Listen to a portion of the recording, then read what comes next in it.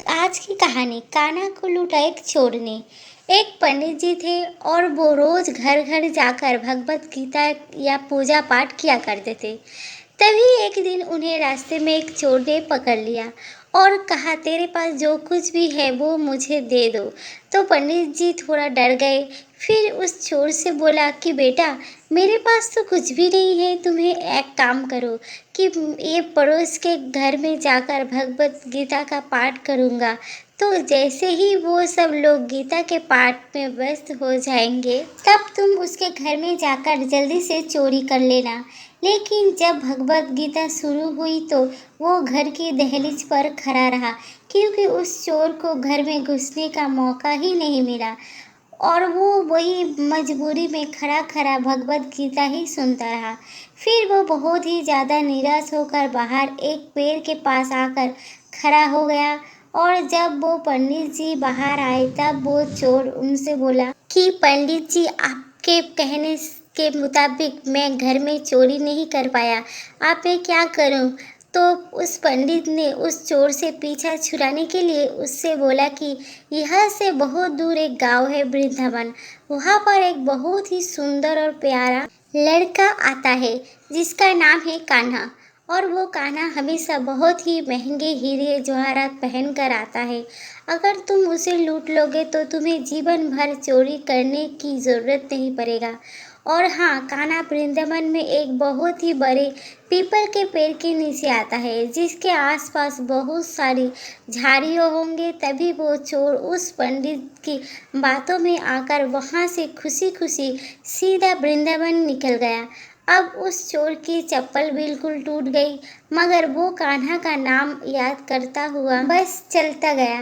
कान्हा का नाम वो बार बार इसलिए याद कर रहा था क्योंकि वो चोर बिल्कुल ही अनपढ़ था और वो ये सोच रहा था कि कहीं मैं उस बालक का नाम भूल न जाऊं और फिर मैं उसके गहने कैसे लौटूंगा। तभी वो गाना गाना करता हुआ वृंदावन में उस पीपल के पेड़ के पास पहुंच गया, जो जगह उस पंडित जी ने उसे बताई थी। लेकिन फिर उसने सोचा कि क्यों न मैं पास वाली झाड़ियों में छुप जाऊं। तभी वो जैसे ही उन झाड़ियों के बीच में छुपने गया तो उस झाड़ियों के कांटे उसे छुपने लगे और उस समय भी उस चोर के मुंह से बस एक ही आवाज़ निकल रही थी, कान्हा कान्हा। अब उस चोर की कई जगह कांटे छुपने की वजह से उसके शरीर पर खून भी निकलने लगा, मगर वो अब भी बस कान्हा को लूट कर ही जाना चाहता था। तो वो फिर भी आंखों में आंसू लिए बस यही कहता रहा कि कान्हा आ जाओ, कान्हा जल्दी आ जाओ। मेरी पत्नी और मेरे बच्चे भूखे प्यासे ही मेरे घर लौटने का इंतजार कर रहे होंगे। तभी अपने भक्त के आंसू और उसकी ऐसी दशा देखकर कान्हा उसके पास निकल पड़े। तभी रुक्मिणी जी ने बोली कि प्रभु, कहाँ जा रहे हो? वो चोर है और वो आपके दर्शन करने नहीं बल्कि लूटने आया है। तभी कान्हा बड़ी ही प्यार से बोले कि रुक्मिणी, तुमने देखा नहीं वो चोर कितना भोला और मन का साफ है, जो कि उस पंडित जी की बात मानकर ही इतनी दूर मुझे लूटने आया गया, जबकि उस पंडित जी ने अपना पीछा छुड़ाने के लिए उसे यहाँ भेजा था और वो मुझे एकदम मन के भीतर से मुझे पुकार रहे हैं। मेरे ऐसे प्यारे भक्त के पास भला मैं क्यों ना जाऊँ, और ऐसे भक्त को के लिए मैं तो लूटना क्या मिटना भी पसंद कर लूँगा। यह कहकर ठाकुर जी बच्चे का रूप लेकर उस चोर के पास आधी रात को चले गए।